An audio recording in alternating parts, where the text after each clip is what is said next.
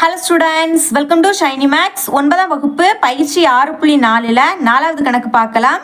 கர்ணம் 10 centimetre மற்றும் ஒரு செங்கோண அளவு 24 டிகிரி 24 மினிட்ஸ் கொண்ட ஒரு செங்கோண முக்கோணத்தின் பரப்பு காண்க.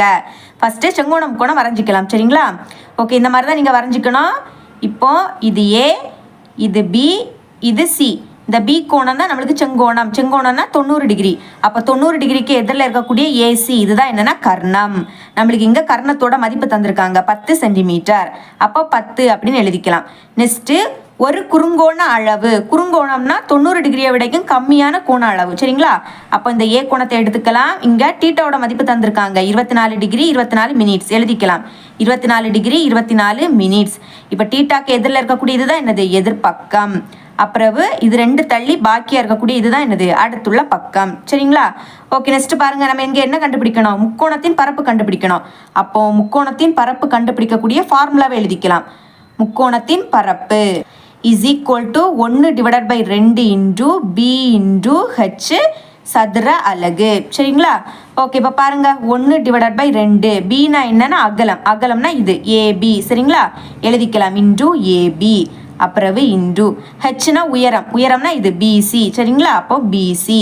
இப்போ முக்கோணத்தின் பரப்பு கண்டுபிடிக்கணும்னா ஏபி அதாவது அடுத்துள்ள பக்கத்தோட மதிப்பும் அப்புறம் பிசி பிசினா எதிர்பக்கத்தோட மதிப்பும் தெரியணும். ஃபர்ஸ்ட் அதை கண்டுபிடிக்கலாம். இப்போதைக்கு இதை சமன்பாடு 1 அப்படின்னு எடுத்துக்கலாம், சரிங்களா? இங்க எதிர்பக்கத்தோட மதிப்பை ஃபர்ஸ்ட் கண்டுபிடிக்கலாம். அப்போ sine theta formula. Sine theta is equal to எதிர்பக்கம் டிவைடட் பை கர்ணம். ஓகே, சைன் அப்படி எழுதிருங்க. டீட்டாவோட மதிப்பு இங்கே என்னது 24 டிகிரி 24 மினிட்ஸ் எழுதிக்கலாம். Okay, next is equal to எதிர்பக்கம்னா பிசி, சரிங்களா? பிசி எழுதிக்கலாம். பிசி டிவைடட் பை கர்ணம். கர்ணத்தோட மதிப்பு என்னது 10 சென்டிமீட்டர். அப்போ 10ன்னு எழுதிக்கலாம். இப்போ சைன் 24 டிகிரி 24 மினிட்ஸோட மதிப்பு கண்டுபிடிக்கலாம். இங்கே சைன் இருக்கிறதுனால அட்டவணையில் நேச்சுரல் சைன் இதை தான் நீங்கள் பார்க்க போறீங்க. அப்புறம் இங்கே 24 டிகிரி. அப்போ ஃபர்ஸ்ட் கோணம் கண்டுபிடிக்கலாம். கோணத்தில் 24 டிகிரி எங்கே இருக்குன்னா இருக்குது, சரிங்களா? அப்புறம் மினிட்ஸில் 24 மினிட்ஸ். மினிட்ஸ் பார்க்கணுன்னா மேலே இங்கே 24 எங்கே இருக்குன்னா இருக்குது. அப்போ 24க்கு கீழே எதுக்கு நேரா 24க்கு நேரா, சரிங்களா?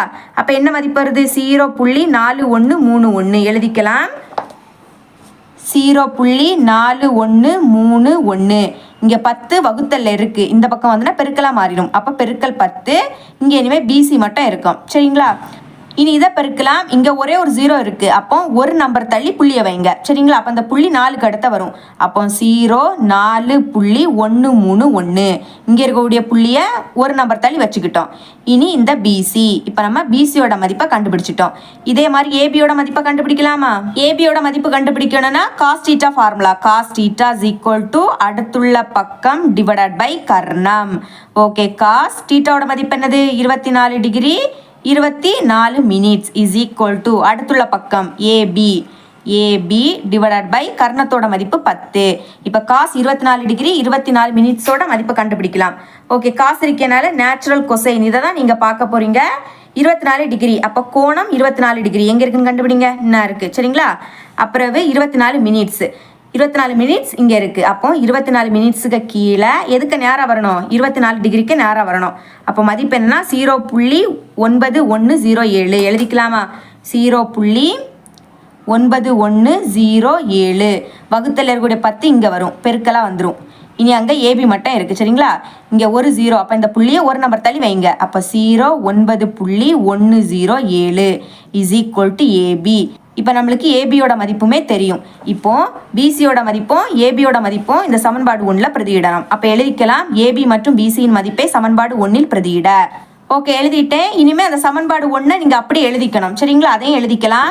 இப்போ மதிப்பை பிரதியிடலாம். 1/2 இன்டு ஏபி. ஏபியோட மதிப்பு இது, சரிங்களா? முதல்ல 0 இருக்கனால அந்த 0 எழுதிக்க வேண்டிய அவசியம் கிடையாது. அப்போ 9.107 எழுதிக்கலாம். 9.107 இன்டு பிசி. இங்கேயும் 0 இருக்குது, அந்த 0 எழுத வேணாம். அப்போ 4.131. ஓகே, ஃபர்ஸ்ட் மேலே இருக்கக்கூடியதை பெருக்கிக்கலாம், சரிங்களா? ஒன்றுக்கு கூட இதை பெருக்கினா இதே தான் கிடைக்கும். அப்போ இனிமேல் இதை ரெண்டையும் பெருக்கிக்கலாமா? ஓகே, இதை அப்படியே எடுத்து இங்கே எழுதியிருக்கேன். பெருக்கலாம். ஃபர்ஸ்ட் 1ஆம் வாய்ப்பாடு. அப்போ மேலே இருக்கிறத அப்படியே எழுதிருங்க. 7019. அப்புறம் 3ஆம் வாய்ப்பாடு 7 3 21. அப்போ இங்கே 1 பாக்கி 2. அப்புறம் இங்கே 0 தானே இருக்குது. அப்போ அந்த 2 அப்படியே எழுதிருங்க. இனிமேல் 1 3 3 9 3 27, சரிங்களா? திரும்பவும் 1ஆம் வாய்ப்பாடு. அப்போ மேலே இருக்கிறத அப்படியே எழுதிருங்க. 7 0 1 9. இனி 4ஆம் வாய்ப்பாடு 7 4 28. அப்போ இங்கே 8 பாக்கி 2. சரிங்களா, இங்கே எழுதிக்கலாம். அப்புறவு அடுத்த 0 தான் இருக்குது, அதனால் அந்த 2 அப்படியே எழுதிருங்க. இனிமேல் 1 4 4. அடுத்த 9 4 36. இனி கூட்டிடலாமா? 7 0 1 கூட்டினா 1. அப்புறம் 1 2 கூட்டினா 3. 3 கூட 7 கூட்டினா 10. அப்போ இங்கே 0 பாக்கி 1. இனி 9 1 கூட்டினா 10. 10 கூட 8 கூட்டினா 18. 18 கூட 3 கூட்டினா 21. அப்போ 1 பாக்கி 2. ஓகே, இனி பாருங்க 7 2 கூட்டினா என்ன கிடைக்கும்? 9. 9 கூட 1 கூட்டினா 10. 10 கூட 2 கூட்டினா 12. அப்போ 2 பாக்கி 1.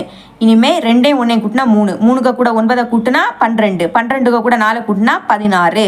அப்போ 6 பாக்கி 1. 6 1 கூட்டினா 7. இந்த 3 அப்படியே எடுத்து எழுதிருங்க. ஓகே, இப்போ பாருங்க இங்கே 3 நம்பர் தள்ளி புள்ளி இருக்கு, இங்கே 3 நம்பர் தள்ளி புள்ளி இருக்கு. அப்போ மொத்தமாக 6 நம்பர் தள்ளி நம்ம புள்ளி வைக்கணும். 1 2 3 4 5 6 புள்ளி இங்கே வரும். புள்ளிக்கு அப்புறம் இருக்கக்கூடிய 2 நம்பரை மட்டும் எடுத்துக்கோங்க. அப்போ 37.62. சரிங்களா, எழுதிக்கலாம். மேலே பெருக்குனா என்ன கிடைக்குதுன்னா 37.62. டிவைடருக்கு கீழே 2 மட்டும் இருக்கு. இனிமேல் இதை வகுத்தாலே போதும். வகுக்கலாமா? 37.62. இதை நம்ம 2ஆல் வகுக்க போகிறோம். 3ல் 2 ஒரு வாட்டி தான் இருக்குது.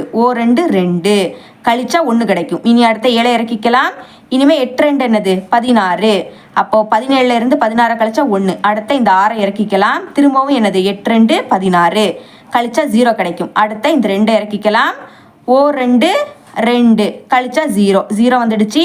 இனிமேல் இங்கே 2 நம்பர் தள்ளி புள்ளி இருக்கு, நம்மளும் 2 நம்பர் தள்ளி புள்ளி வைக்கணும். அப்போ வகுத்தா என்ன கிடைக்குது? 18.81. சரிங்களா, சதுர அலகு. அப்போ சதுர அடுத்த அலகு நம்மளுக்கு என்ன கொடுத்துருந்தாங்க? சென்டிமீட்டர்னு கொடுத்துருக்காங்க. அப்போ நம்மளும் சென்டிமீட்டர்னு எழுதிக்கணும். சரிங்களா, இல்லாட்டா ஒன்லி நீங்கள் சதுர சென்டிமீட்டர் எழுதிக்கணும், இல்லாட்டா சென்டிமீட்டர் ஸ்கொயர்னு எழுதிக்கணும், உங்கள் விருப்பம் தான்.